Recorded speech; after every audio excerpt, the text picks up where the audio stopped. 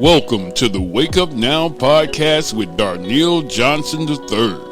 Experience interviews with a range of guests from various fields, such as entertainment, spirituality, social justice, economics, business, media, education, and much more. Here's Darnell. Welcome to the Wake Up Now podcast. I want to say this is a production of Wake Up Global Media. I am the CEO of Wake Up Global Networks, D.Foster, and I am so excited that you joined us with this very special show. We have a very special guest, not a first-time guest, but I would say walk in history going to be with us. So at the beginning of the show, I encourage you to like, to share it, to follow it, to make sure that you tell all of your friends. You want to get a piece history that you will hear today.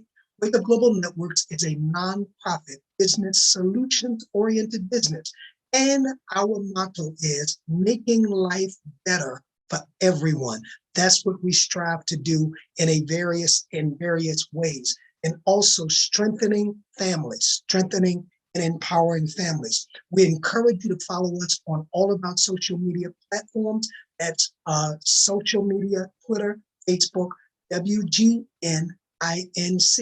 WGNINC.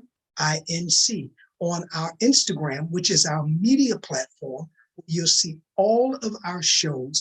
It's Wake Up Global Media, Wake Up Global Media. And we're proud to announce that you can now run to our brand new YouTube page, Wake Up Global TV, and see our plethora of content and our very inspiring and informed guests. Wake Up Global TV, subscribe, like, and follow. Today is a very special, if you're watching this on the 16th, and you know it is the celebration of the birthday of Reverend Dr. Martin Luther King Jr. Actual birthday is on the 15th, but by being on a weekend, we celebrate it today on the 16th. And so I am excited today to have a very special guest that will walk us through the life and the work of Reverend Dr. Martin Luther King. Today's segment is entitled Following the Works of Dr. King, Following the Works. And what we're going to do is take a close-up look, a look inside of the everyday activities, on the ground activities of Reverend Dr. King. I was telling our guests before we went live that so many times we just focus on one or two dynamics of Dr. King. His famous "I Have a Dream" speech, which it should be an emphasis, or his walk across the Pettus Bridge, which it should be. But there are so many other things that Dr. King did in the community that are not as widespread. And today, our show, we want to focus on those galvanized works that Dr. King did, bring together and to synergize masses of people to make change for our life. To help us do that is not a first-time guest. As a matter of fact, he's not a guest. He's my brother. He is a friend of Wake Up, is Dr. Dale Long. What's very pivotal, if you go back to our archives, Dr. Long has talked extensively about the bombing that happened at 16th Street Baptist Church in Birmingham, Alabama, and being a part of that whole unfortunate scenario. I encourage you to go back to our website and view it in its entirety. Dr. Long now resides in Texas, close to Dallas. He'll give you the exact states if he wants to. But I treasure this man because he is one of the few living historians left to keep our legacy, African Americans, alive. And so every time we get a chance to feature him on the Wake Up podcast show, I take advantage of it. And today I introduce to some and present back to others, none other from the long state of Texas, Dr. Dale Long. Welcome back to the Wake Up. Good morning, and thank you once again, Bishop Johnson, and good morning to your guest. It's a pleasure to be here. It's really great to start my MLK Day on Monday, the 16th, right here where I was last year, talking about the rich and rewarding legacy and history of not just the civil rights movement, but Dr. Martin Luther King Jr. Good morning once again. Good morning, and thank you so much for taking out your busy schedule to be with us and to inform us. Before we get started, can you tell your listeners how they can come in contact with you, whether you have a Facebook page, whether you have social media, any information that you would want to give out to our listeners so that if they want to follow up with you? Sure, thank you. Thanks for the opportunity. My email address is Dale, D-A-L-E 1906 at verizon.net, and on Facebook, and you can find me under Dale Long. And also, you can find me with Kids in Birmingham, 1963.org. That's the t-shirt that I have on. And this is a group of people who are located throughout the country. We're Black and white, but we grew up in Birmingham. That was the common thing among the two groups. And we couldn't have possibly known each other in the 60s. But we're all over the country. We're the same age. I just turned, well, I'll be 71 in July. But we keep in touch with each other. We meet monthly and share information and talk about history. And again, we try and figure out ways to make things better for not just the people who live in Birmingham and Alabama, but throughout the country. So you can check me out there, Kids in Birmingham, 1963.org. Very powerful. And if you go to, I'm sure, Google his name, a plethora of videos and historic facts will come up under Dr. Long. Doc, before we begin our discussion, and you heard me lay out the premise of our discussion, I just want to lay out just an introduction of who Dr. King was.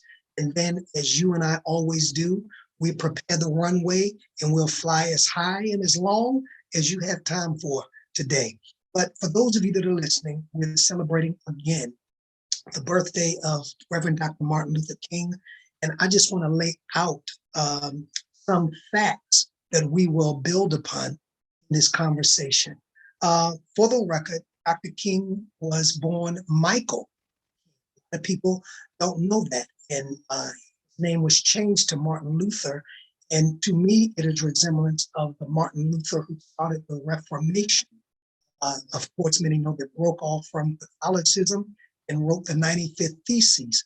But he was born Michael King, January 15th, 1929, and of course, unfortunately assassinated April the 4th, 1968. He was a Baptist minister.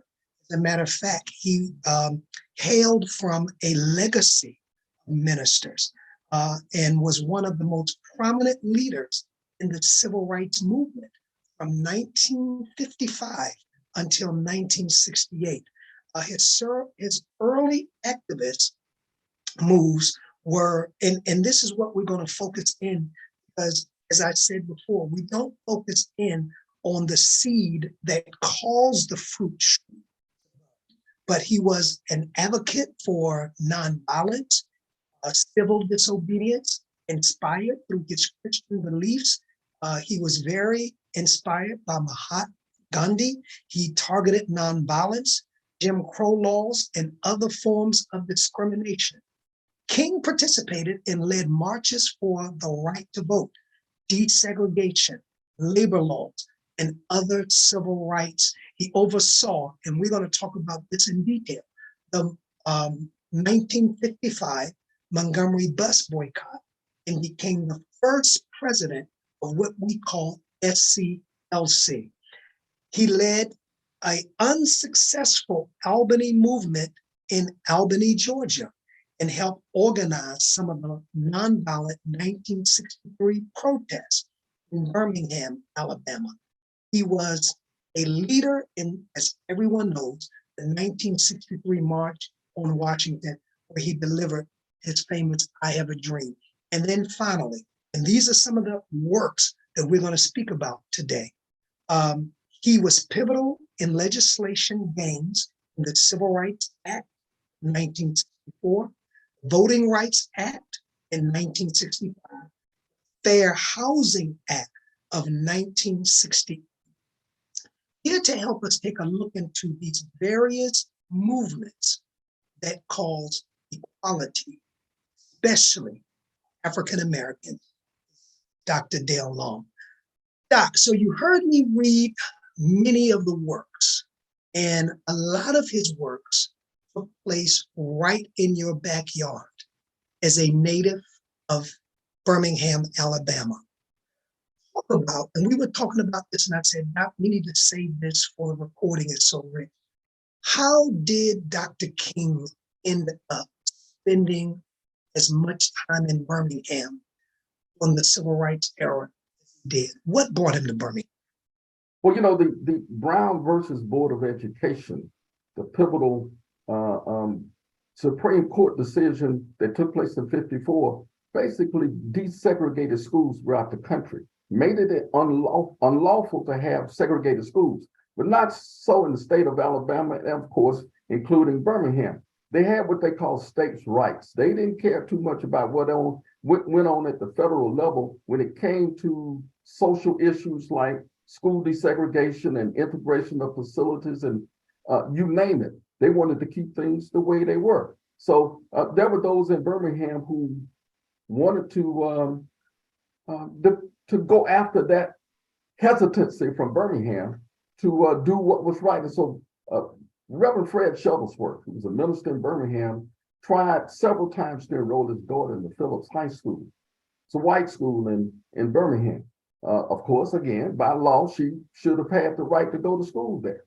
But every time she tried, it was done so unsuccessfully, and he was beaten by the Klan, many times with the police department standing there watching the brutality take place. He was hospitalized several times because of the brutality. At some point, they even stabbed his wife, who was along with him, trying to enroll their daughter. He moved on and tried to organize demonstrations in Birmingham, and he wasn't too successful.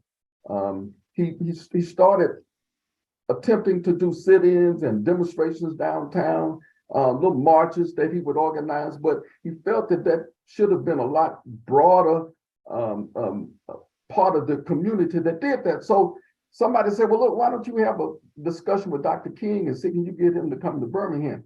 As you said, he had been in Albany, Georgia. He had been at Dexter Street Baptist Church in Montgomery, and he was right there when Rosa Parks refused to get up out of her seat, because he, in the South and throughout other parts of the country, they had a rule that said, as white people began to fill up the front seats of a bus, Black people had to get up and move to the back. That was a sign that said color to the rear, white to the back. White to the front. And so Rosa Parks had had a terrible day at work, and she didn't feel like standing up for a kid to sit down in her chair. So she refused to get up, and she was arrested, and Dr. King was her minister at Dexter Avenue, which was right down the street from the capital of Alabama, not too far from Alabama State College, and now Alabama State University. And so he was instrumental in getting her out of jail, and that started the bus boycott movement in Montgomery. So if it was good there, you can do the same thing in Birmingham. So Dr. King came to Birmingham to help Reverend Shuttlesworth organize the demonstrations right there. He began with adults getting involved in the movement, but that created several problems. The adults were afraid, and they should have been, because the Klan in Birmingham, they were pretty tough when it came to intimidation, and they used dynamite as their major tool. And those who weren't intimidated or frightened, if they went to jail because of the demonstrations, when they were able to get out of jail and went back to their jobs, if they had jobs, of course, their supervisors, their boss would say, hey, we know where you've been and you don't have a job here anymore. So the decision was made to use school kids. Well, Dr. King struggled with that.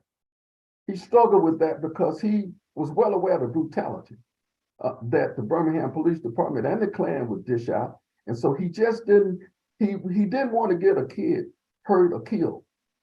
But the kids were excited. The kids in Birmingham knew what segregation was, and they knew that they would receive, if nothing else, a second-rate education in school.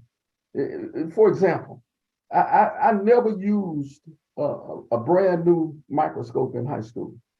Never used Wow. a brand new beaker or test tube.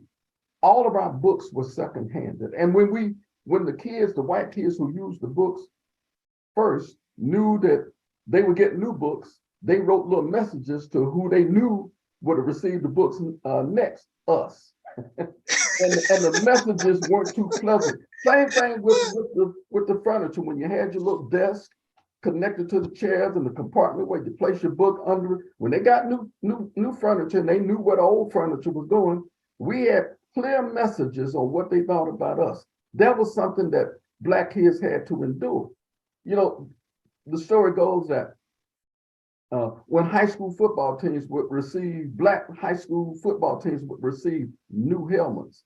Almond High School, the color was green and gray. That was school colors, but the helmets they received were blue. They would have to physically paint the helmet green to match their school colors, but the blue helmets came from Ramsey High School nearby because they didn't get brand new uniforms. My big deal at the time was not just science and science fair, but it was band. I was in the band, and many of the instruments that we received were second-handed. Of course, that's not separate but equal. That was not equal. You know, never did we receive it. And the expensive instruments like a baritone saxophone or bass horns, they cost a lot of money. But somebody made the decision that Black kids weren't worthy to have a brand new instrument. So those were the things that drew attention to Black kids in Birmingham. So kids stopped school, went to 16th Street Church, were trained on nonviolent resistance, civil disobedience.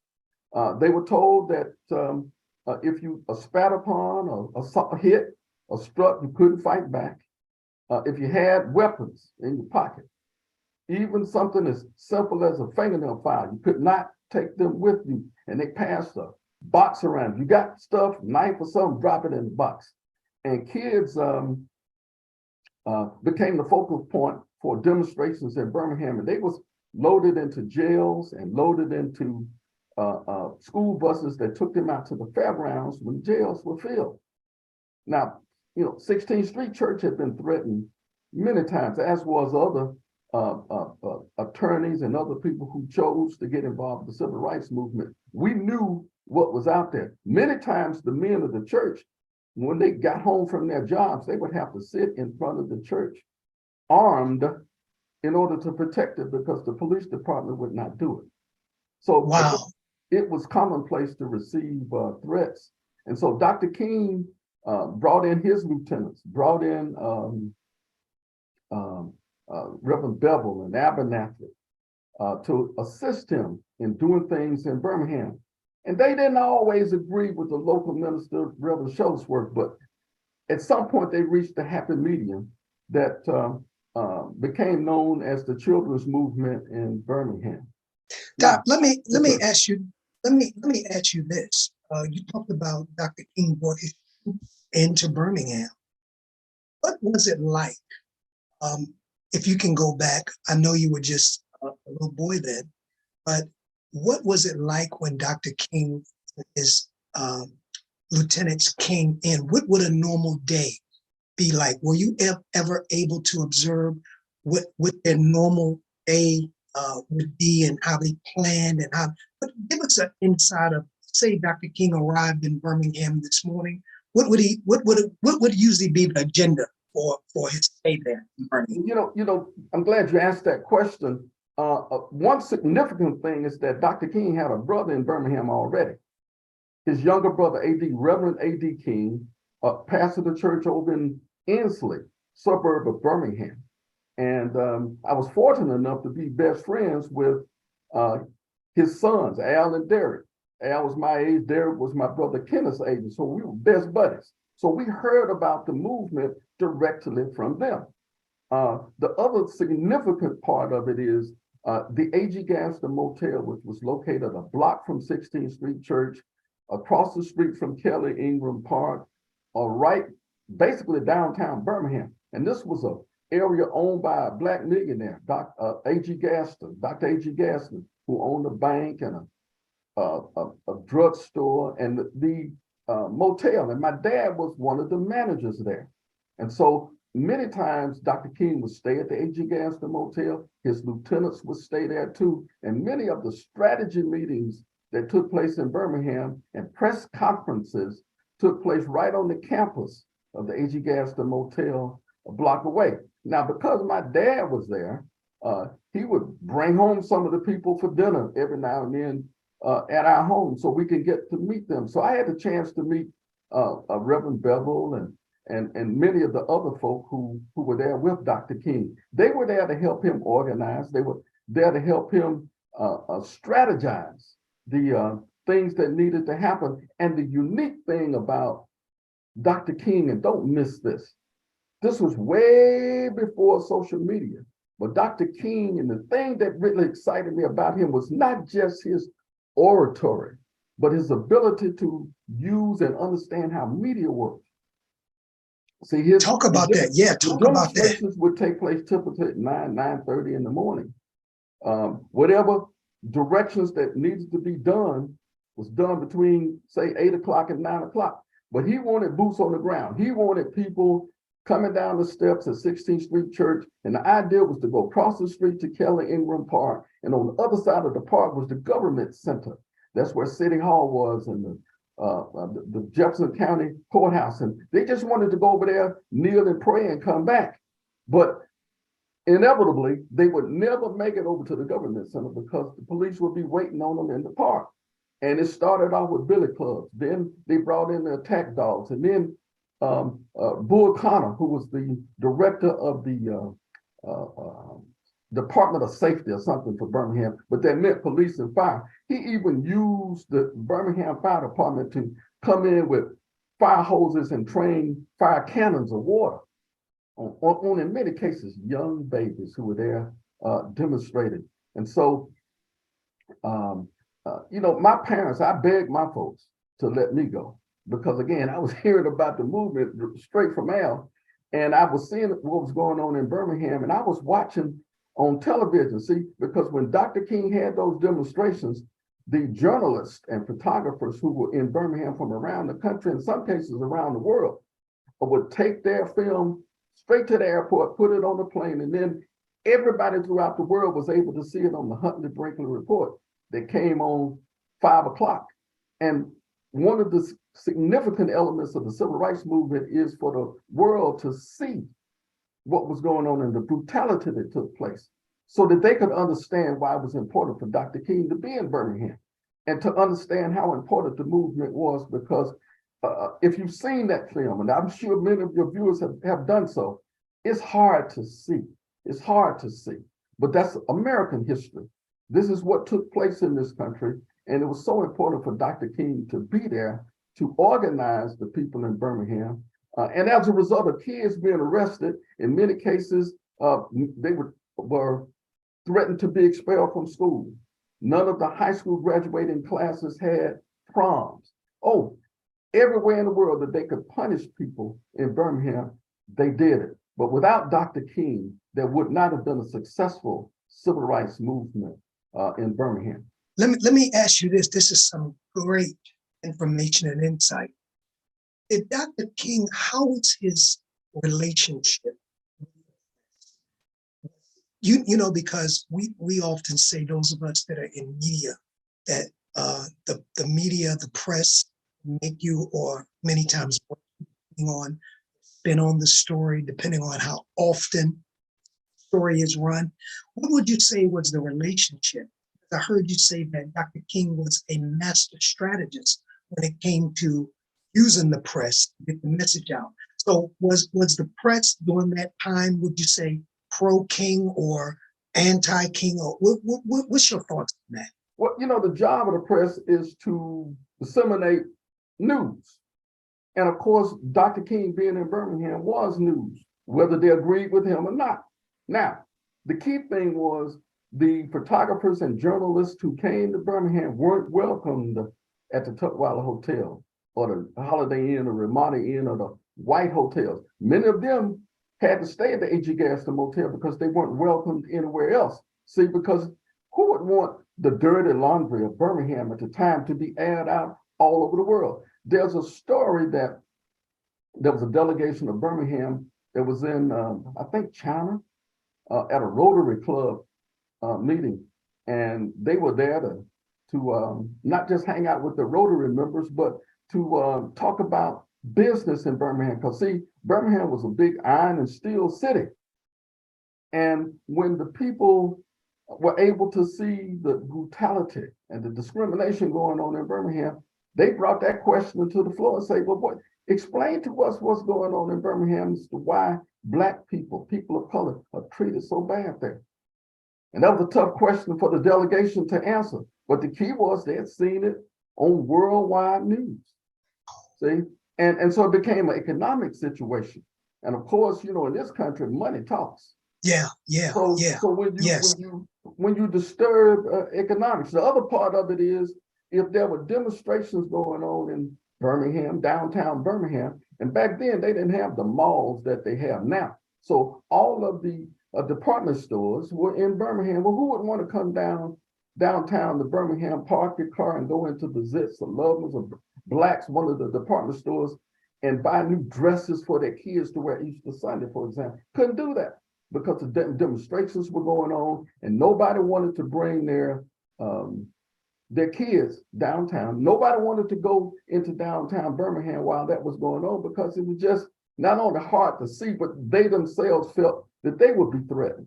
So people stayed away. They didn't spend any money. And again, that hurt the city economically. And people were able to see what was going on at the 5 and 6 o'clock hour on the news every day. So it was important for the media to be in Birmingham.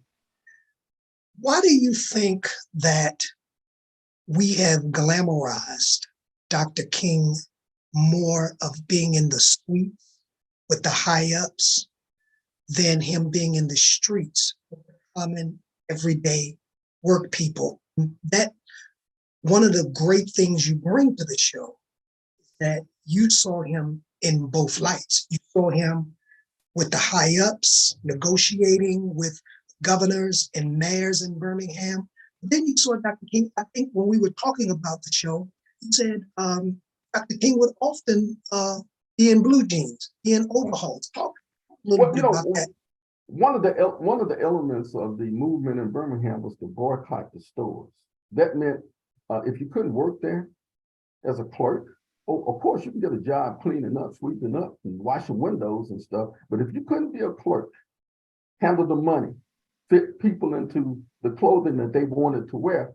And then the other part, if you couldn't go to the cafeteria that was on the campus of the store in the basement, sometimes upstairs, and have a hamburger, then why spend your money there?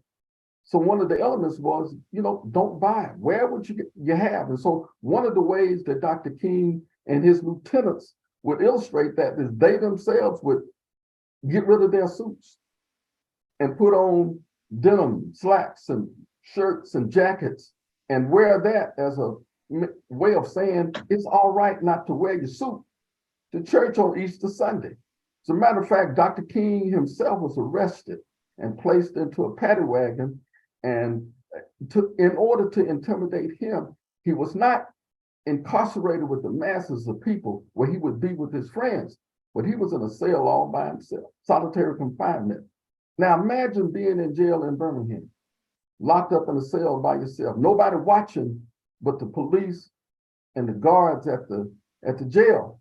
And that had to have been mentally exhausting for Dr. King and Reverend Abernathy that were both locked up alone. Now, Doc, is that where he wrote his letter?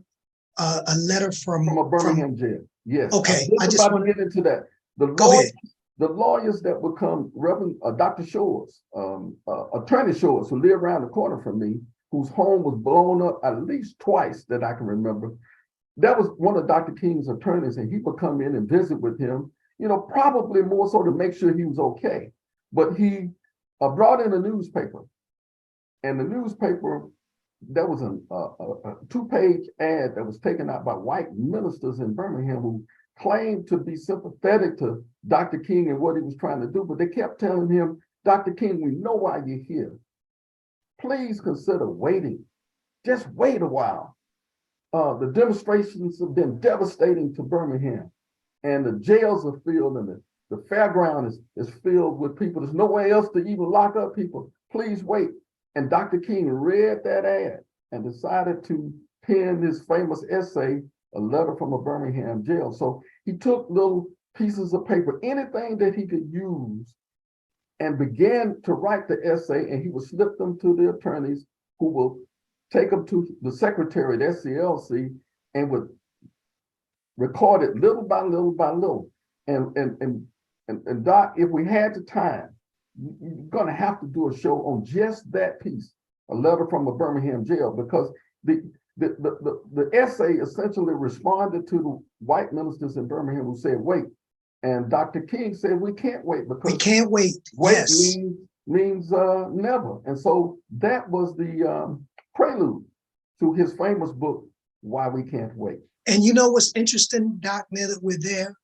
A lot of people focus on the I Have a Dream speech, which we know is very powerful.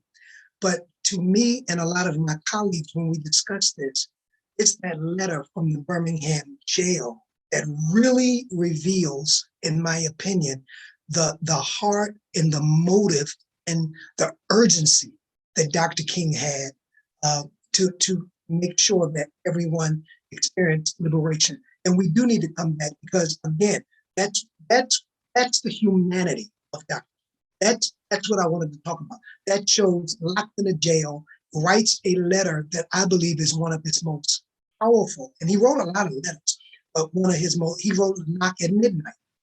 And all of those, he wrote the what's the one about the drum major. Yeah. They're very powerful. But there was something you could hear in his voice, if I can say, in this letter from the Birmingham jail, where he had this urgency that no, we gotta press on. Why do you think that? Why do you think that Dr. King was able? Because we looking at Dr. King after the fact, but you were in the midst of Dr. King's formation in Birmingham. Why do you think it was so easy for him to amass so many people? I mean, look back in history. There have been a lot of people who've tried to galvanize movements and campaigns. They may have had a little success, but what do you think, based on your experience and your observation, that caused Dr. King to galvanize and synergize some of the greatest leaders at that time in our community? Talk about that if you can. Well, you know, when people ask me to describe Dr. King, I always respond in saying that he was a clergyman, he was a husband, he was a father, he was an orator, but I sometimes sum it up by saying he possessed intellectual depth and oratorical genius. The melodious oratory was captivating when people heard him speak. Even as a 10, 11-year-old child, I looked for opportunities to see him on TV. That's why I wanted to go down to the church and hear him in person, because my parents, as a way of protecting us, chose not to allow us to go to even our own church and hear Dr. King. Of course, they believed in what he was doing. They believed in what he was doing, but as a means of protecting us because they felt we were too young. But his way of convincing people of the philosophy of nonviolence, he had a way of doing it that was unsurpassed.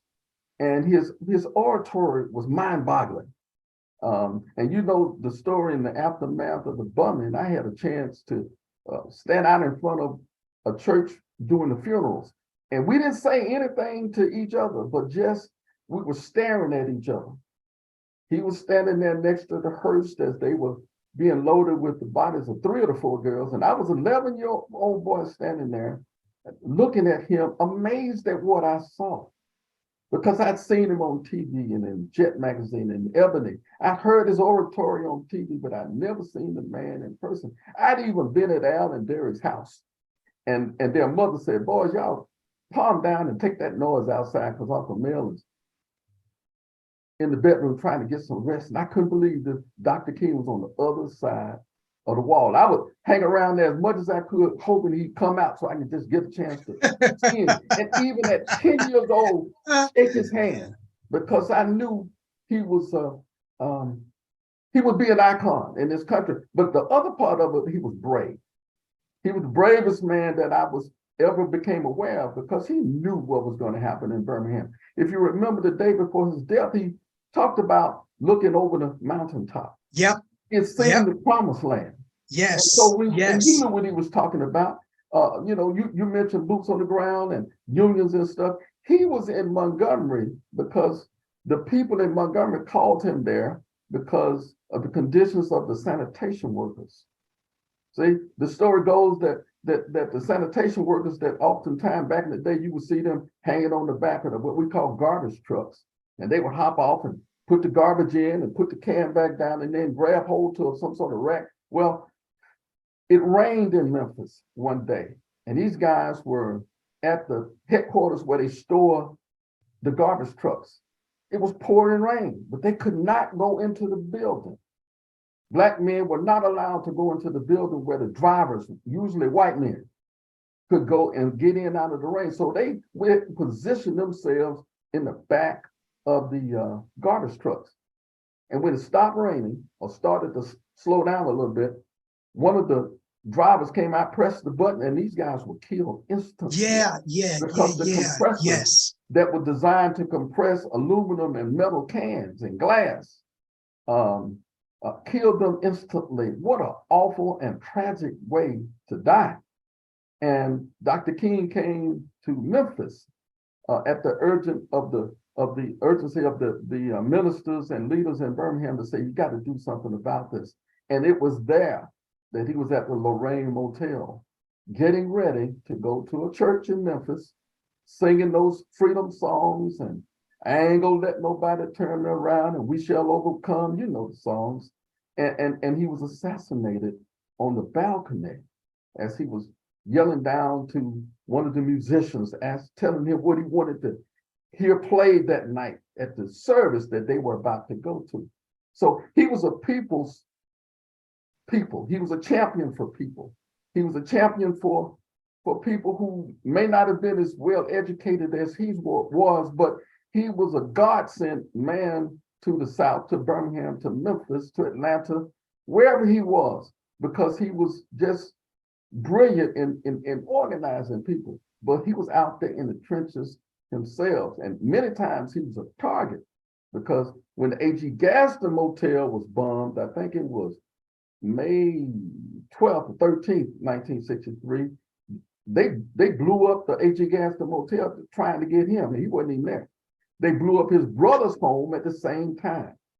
And he was at neither place because he had to move around town if he spent the night because of the threat on his life. And I woke up one Sunday morning, my brother and I woke up to learn that we could tell that there were people in our home that didn't belong there. And we had not seen our parents, and we were wondering who all these people were, white people. And at one point, a man came to our bedroom door, and we could see the gun on the side. We had not heard any yelling, any screaming, and gunshots. And then finally, my mother came in and said, boys, I know y'all wondering who these folks are. I said, yes, ma'am. Who are they? And she told us that it was the police and the FBI and media there to interview our dad. I said, well, why are they interviewing him? She said the motel was bombed last night. And your daddy was in the motel, and we wanted to know, was he okay? I guess if they were in there talking to him, he was okay. He wasn't in the hospital or the morgue. And so we asked her to bring him in to our bedroom so we could see for ourselves that our dad was okay. So that was just 2 months before the bombing of 16th Street Church. So everybody in my family got a little bit of it, but they were trying to get King, and they were targeting him.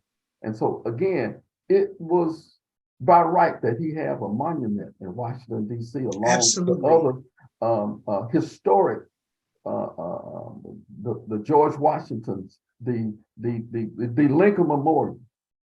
They just unveiled one in Boston, as you probably know. Yes. Just unveiled very big monument of him in Boston, which is very significant. In the history of this Boston country. happened to be acting, especially one of the most richest places in the North. As we kind of bring this in, talk about why you think Birmingham, because at that time, racism, discrimination was running rampant in the country. I mean, you haven't even talked about places like Oklahoma and even parts of California and the Midwest. But why do you think that Birmingham came what we call the civil rights movement, when then there was places like Louisiana, there were places like Georgia, but it seems like Birmingham became almost, when you look at the progress we made, it's Birmingham. Can you talk about that a little bit? Well, the state of Alabama played a significant role during the Confederate War, the war between the states. I think the cradle of the Confederacy was actually in Montgomery, Alabama, but Birmingham was a city of probably the most wealthy city in the state because of the iron industry. The main source of income was the iron and steel industry, and all of the elements to make iron and steel were found. The iron ore and the coal and all of that was found right there in Birmingham. So it was an economic thing. You had white people working there, you had black people working, and of course the rule was to make sure white men excel financially and by keeping the black workers down. And so there was always this back and forth between people. And so it was a hatred that was unsurpassed anywhere else in this country. You know, by then some of the schools up north had been integrated. There was not a whole lot of activity regarding civil rights here in Texas, even though Texas had more cotton and more slaves probably than Alabama because of it being so large. But for some reason, Birmingham in particular was known as the Johannesburg of America. And it was just so deeply rooted in hatred, that it was unsurpassed. And so these bombings that were, you see, dynamite was easy to find in Birmingham because of the business, the iron and gas type stuff in the mines. And so people knew how to use them. Black folks didn't know how to get their hands on stuff like that. I don't think they would do anything with it if they could. Because again, Dr. King's teachings was godly and it was nonviolent. So, you know, everything Dr. King did, prayer was involved. Yeah, yes. Prayer was involved. Yes. He would talk about faith quite a bit in his oratory. And people believed that he would talk about Mahatma Gandhi, who had received worldwide acclaim in nonviolence because of the things that were going on with him. And so it was just a recipe for success. Yes. Dr. King led the movement that was able to achieve success. And it was just awful that his life was taken away from him. He's 39 years old. He would have been 94 years old. 94, yeah, 94. Today. And so I often wonder what this country would be if he was able to live his life and what this world would be, because we're struggling today with some of the things that occurred back then that it reared its ugly head again. Yeah. In terms of voting rights. Yeah, and in terms of a lot of people not aware that Dr. King, one of his last, felt that he had accomplished mostly everything he wanted to do, especially he called the voting rights the crown jewel. So this economic piece, some people even preclude that this is the aspect that caused his assassination. Not that we can ride the bus, which was very necessary. Not that we could have a right to go to schools, but a lot of people, and from my study, read the last river to cross, and I'm paraphrasing, was economic equality. And back when you say that, it seems like some of the same things he was fighting for 60 years ago we're still at the starting point, especially when we deal with economic equality among African Americans and other races. And that was, and Dr. King was like, and this was a part of his Poor People's Campaign. King was like, no, no, no, no, no. We want our part of the pie. We want inclusion. There's a difference between equality and inclusion. And a lot of people say Dr. King was for equality, and he was. But the bigger picture was, from my understanding, is that he was for inclusion, the same credit that other races got, the same right to live in neighborhoods that other races lived in. And I think that that's the fight that people like you and I and others are left. That, in the words of Dr. King, all men are equal, Right. black, red, yellow men. And so I believe that, and this is why I love having the conversation with you, because it reminds us of his past, but it in front of us the work that we still have to do to make his dream come true. So, Doc, before we close, give your closing thoughts, your closing remarks, and we've got to get you back because there's so many things we didn't talk about. That the Voting Rights Act is trying to be repealed and other things. So, what are your thoughts, Doc? Well, you know, Dr. King, we didn't touch on the fact that he was against the Vietnam War. Yeah, What yes. was going on, the killings that were going on, sending, in many cases, black men to Vietnam to kill people they didn't know. And then they would return back to their homes to find themselves still a second-class citizen, not being able to enjoy the equality that you mentioned, but yet they were given their lives. To your viewers, here's what I would offer to them. The Day of Abundance. My grandmother told us that we needed to pray, have faith, walk upright, get a good education, as a means of dealing with the racial things that we encounter. But the Day of Abundance, she added something. She said, boys, you need to make up in your minds that you dedicate yourselves to giving back to others. See, Denise, Addie, Cynthia, and Carol won't have a chance because they lost their lives. You got to do your part and their part too. And then when you combine that with 3 days later, and I'm standing out in front of 6th Avenue Baptist Church watching them load the coffins of 3 of the 4 into the hearse, and Dr. King's standing there. When I combined both of those, it made me understand that was something for me to do. I had no idea what it was. And so 8, 9 years later, I was 11 years old at the time of the bombing, but I found my way to Houston, to Texas Southern University, to go to school, accepted a band scholarship. And then it was at Texas Southern at a fraternity meeting that I found out about Dr. Martin Luther King and his reading about a lot of the stuff that he was doing within the fraternity. But I was told about being a big brother, mentoring young men. And so I've done it ever since. I created my own legacy by giving back to the community, giving back to young men who may not understand the significance of education, may not understand that there's life after high school, and giving them some opportunity to themselves move and advance themselves educationally and intellectually. So I would urge men especially, there are Black boys all over the country on the waiting list, looking for somebody to just reach out to them and say, son, here's how you tie a tie, shine your shoes, pull your pants up, write a letter, use proper English, go to the library, study things that you wouldn't. Here are the jobs that are available to you. You know, I work with kids who never been in a high-rise building in downtown Dallas, never been to a television station or a radio station or the media room at a major newspaper. Here are the opportunities that you can have if you apply yourself in school and understand that that your education, your intellectual process begins in the 1st grade.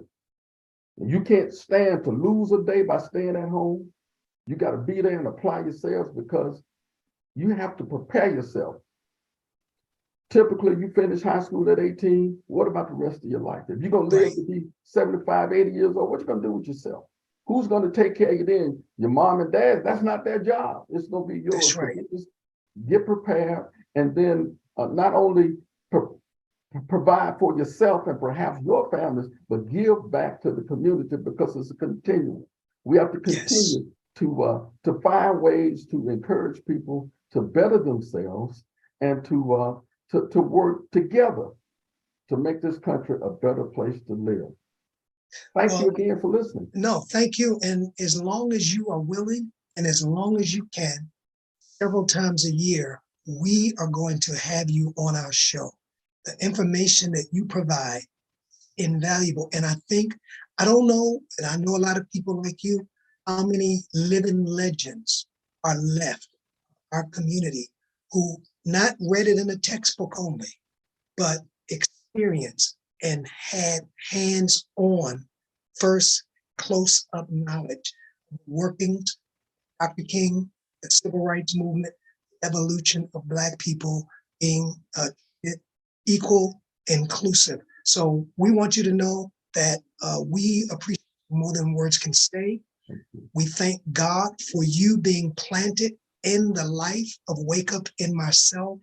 And may your days be long, sir. And may you continue to prosper. And may you, and you said you're 71, may you continue to age backwards. May you continue. Well, it doesn't work that way, but I'm doing what I can to try and get a little exercise and eat right and take care of myself And it's working. I can see. Do it as long as I can. It's working. Dr. Dale Long, I want you to go out and enjoy this beautiful day. Thank you for bringing us such light and life on the Wake Up podcast show. And we look forward to our continuous conversations because our goal is to get everything out of you while you're still here on the planet so that we can put it in the lives of our future generations. Thank you so much. Thank you. Dr. Long, again, thank you. God bless you, sir. And we look forward to talking with you and being with you soon. It's been my pleasure. Thank you.